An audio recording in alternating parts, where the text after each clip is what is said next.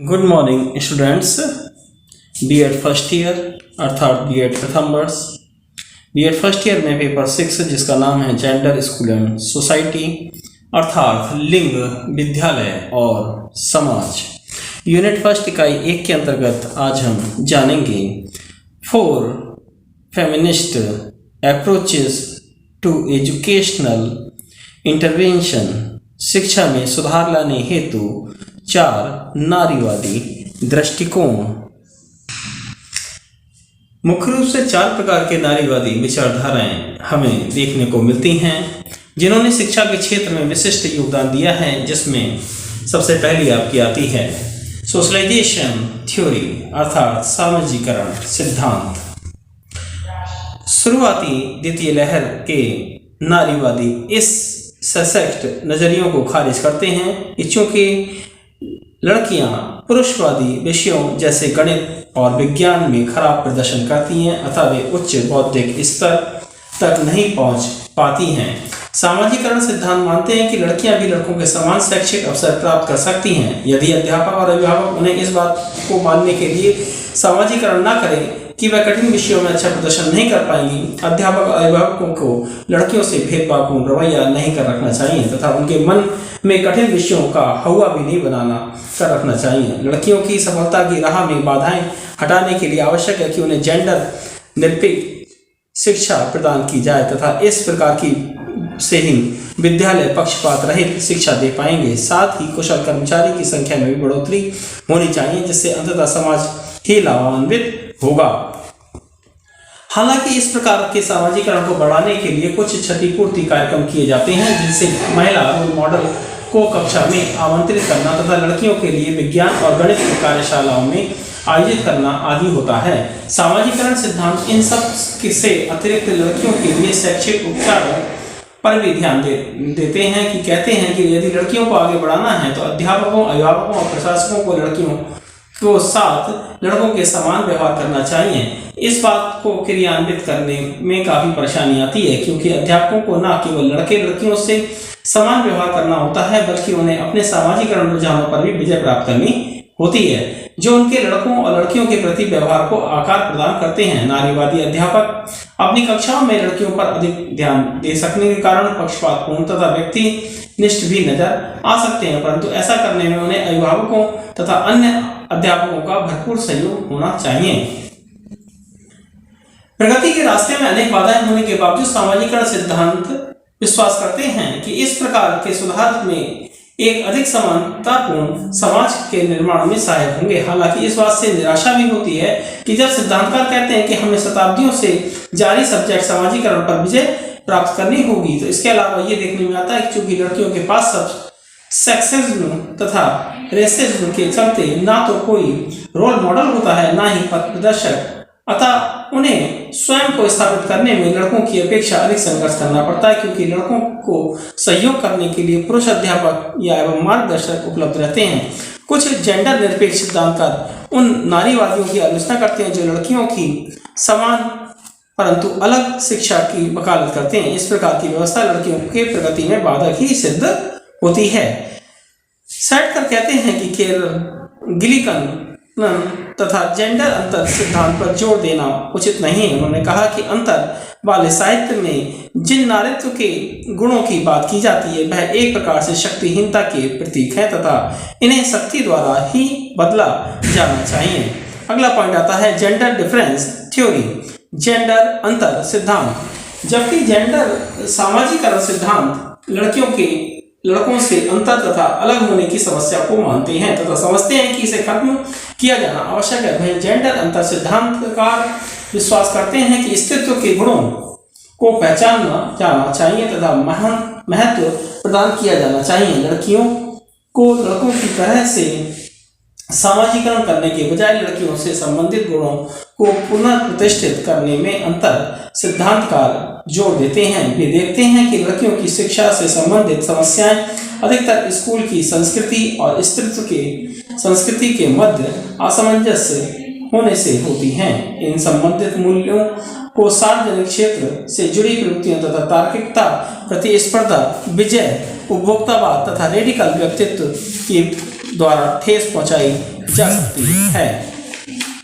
क्योंकि ये सिद्धांतकार मानते हैं कि लड़कियों से संबंधित ज्ञान उनकी स्वास्थ्य और मानसिक कुशल क्षेम के लिए बहुत जरूरी है तथा उनके अनुसार स्कूल एक ऐसा स्थान होना चाहिए जहां लड़कियां अपने तरीके से दुनिया को जान सके। उनका तर्क है कि लड़कियों की जेंडर निरपेक्ष नहीं बल्कि जेंडर संवेदी शिक्षा की आवश्यकता है। कुछ के अनुसार महिलाओं के ज्ञान हासिल करने के तरीके पुरुषों के ज्ञान हासिल करने के तरीके से ना तो निम्न है ना ही उच्च है। अक्सर स्त्री और पुरुष समान निष्कर्ष पर पहुंचने के लिए भिन्न भिन्न तरीके अपनाते हैं तथा इन अलग अलग अधिगम के तरीकों को कक्षा में शामिल किया जाना चाहिए। दूसरे सिद्धांतकार जिनमें गिलिगन तथा उनके साथी सम्मिलित हैं, वे मानते हैं कि मुख्य बिंदु लड़कियों के सीखने के तरीके से संबंधित ना होकर वे स्वयं के बारे में तथा जो ज्ञान वे निर्मित करती हैं उसके बारे में उनके विश्वास में संबंधित है। अर्थात लड़कियां जब भी अभिव्यक्त करती हैं या सीखती हैं या दूसरों की नाराजगी नापसंदगी और या पसंदगी से प्रभावित रहती हैं तथा इस प्रकार से दूसरों की नजरों में अच्छी बनने रहने का दबाव झेलती हैं तथा आत्मविश्वास में खो बैठती हैं। इस प्रकार ये सिद्धांतकार महसूस करते हैं कि लड़कियों की समस्या पाठ्यक्रमीय न होकर अंतर संबंधित अधिक होती है अतः लड़कियों में स्वयं के बारे में आत्मविश्वास भरने के लिए महिला रोल मॉडल का होना बहुत जरूरी है। वे आगे कहती हैं कि स्त्रियों और पुरुषों द्वारा नैतिक निर्णय लेने से तरीकों से भी इसमें फर्क होता है। उनका निष्कर्ष है महिलाएं सही और गलत के तार्किक कारणों से उतना प्रभावित नहीं होती हैं जितना वह प्यार सहानुभूति चिंता संवेदनशीलता जैसे कारकों से होती हैं। दूसरी तरफ पुरुषों का नैतिक निर्णय लेने का तरीका इस बात पर आधारित होता है कि समाज किसी सही और किसी गलत मानता है।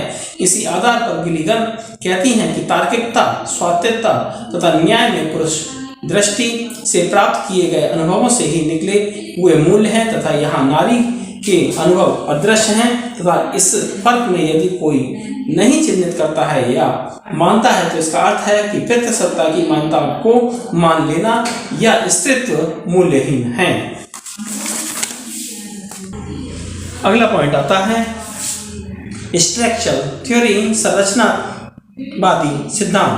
शिक्षा की समस्याओं को सुलझने के दृष्टिकोण से इन चारों सिद्धांतों की प्रभावपूर्ण उपस्थिति देखने को मिलती है तथा जहां एक तरफ सामाजिकरण सिद्धांत तथा अंतर सिद्धांत उदारवादी पंथ के माने जाते हैं वहीं संरचनावाद तथा विखंडन सिद्धांत उत्तर आधुनिक रुझान की तरफ लिए जाते हुए दिखते हैं। इसमें भी हम जब शिक्षा की संरचनावादी दृष्टिकोण की बात करते हैं तो पाते हैं कि संरचनावादी मुख्यतः स्थायी सत्ताओं की व्यवस्था को अधिक मूल्य प्रदान करते हैं जबकि विखंडनवादी दृष्टिकोण लगातार परिवर्तनशील सांस्कृतिक व्यवस्थाओं पर ध्यान केंद्रित करता है। दोनों ही सिद्धांत संरचनावादी तथा विखंडनवादी किसी भी अन्य सिद्धांत से अधिक व्यापक हैं। सामाजिकरण सिद्धांत उदारवादी नारीवादी सिद्धांतों की शैक्षिक निहितार्थों पर आधारित होता है जो स्त्री और पुरुष के प्रति समान व्यवहार करने पर जोर देता है। जेंडर अंतर सिद्धांत स्त्रियों के स्त्रीत्व तथा संबंध परक सुलझानों को स्थापित करने की संस्कृति है। शिक्षा तथा नैतिकता के तर्क देता है परंतु अक्सर ही ये सिद्धांत एक दूसरे से सहसंबंधित तथा मिले जुले से प्रतीत होते हैं। जैसे सामाजिकरण सिद्धांत को जेंडर अंतर सिद्धांत से मिला कर देखा जाता है तथा संरचनावादी एवं विखंडन सिद्धांत परस्पर खुले मिले हो जाते हैं। सभी सिद्धांत अपने मूल्यों के आधार पर शिक्षा के भिन्न भिन्न उद्देश्य की संरचना करते हैं तथा इस आधार पर जेंडर असमानताओं को दूर करने की प्रवृत्तियों को सुझाव भी देते हैं। संरचनात्मक असमानता ज्ञान के तंत्र को भी प्रश्न करती है। सामाजिकरण तथा संरचनात्मक सिद्धांतकार समान रूप से इस बात को सामने रखते हैं कि सैन्य इतिहासों में साहित्य में कला में विज्ञान में हाशिए के लोगों को उचित प्रतिनिधित्व नहीं दिया गया। उनको शिक्षा के अवसरों तथा नेतृत्व के पदों से दूर रखा गया। चिकित्सा के क्षेत्र स्तर को ऊंचा उठाने के लिए श्वेत पुरुषों द्वारा यूनाइटेड स्टेट में महिलाओं को मिडवाइफ सहित वास्तविक चिकित्सीय ज्ञान की पहुंच से दूर रखा गया तथा बाद में इन्हीं कारणों से श्वेत महिलाओं द्वारा अफ्रीकन अमेरिकन महिलाओं की नर्सिंग कॉलेजों में प्रवेश लेने से रोक दिया गया, क्योंकि इससे जेंडर, सेक्स, नस्ल तथा वर्ग के विस्थापन को प्राकृतिक तथा उचित मानने को आदत हो जाती है। इसलिए इस विस्थापन को पहचानना मुश्किल हो जाता है। ये विस्थापन तभी स्पष्ट हो पाता है जब हम विभिन्न सिद्धांतों इस जानकारी हेतु प्रेरित करते हैं, जिसमें सामान्यीकरण के अनुभवों को सावधानीपूर्वक तथा क्रमिक रूप से प्रश्न किया जाता है। अगला पॉइंट आता है आपका डीकंस्ट्रक्टिव थ्योरी, विखंडन सिद्धांत। संरचनावादी एक तरफ जहां कुछ सत्ता संरचनाओं की लाभप्रद अवस्था को अधिक या कम स्थायी मानते हैं, जिसे पितृसत्ता, श्वेत वर्णीय, बुजुर्गवा या इसी प्रकार के वर्गों को बताया जा सके। विखंडन विश्लेषण इन निश्चित वर्गों को संदेह के साथ देखते हैं। इसी के आधार पर जेंडर को किसी वास्तविक यानी कि रियल वस्तु से प्रभावित नहीं किया जा सकता। किसी वास्तविक तथ्य की ओर इशारा करने के बजाय जेंडर स्वयं एक वर्ग है। लिंग जो कि जैविक रूप से निर्धारित वर्ग है, उसका राजनीतिक व्यवहारिक विकल्प के रूप में जेंडर एक सामाजिक निर्मित को इंगित करता है, अतः इसको परिवर्तित किया जा सकता है। हालांकि हम इसको प्राकृतिक मानकर देखने से के आदी हो चुके हैं, परंतु हमें यह समझना चाहिए कि जेंडर एक सामाजिक निर्मित है। जो इस वर्ग इस प्रकार से प्राकृतिक और सामान्यीकृत कर दिए जाते हैं, वे बहुत आसानी से बहिष्कृत किए जा सकते हैं। जैसा कि जेंडर समानता लाने के लिए बनी नीतियां सरल दिखाई पड़ती हैं, परंतु ये नीतियां जेंडर को सीधे और स्पष्टता से परिभाषित करने के कारण ये आवश्यक समझने लगती हैं कि समानता लाने के लिए जेंडर को वर्ग में रख दिया जाए, तथा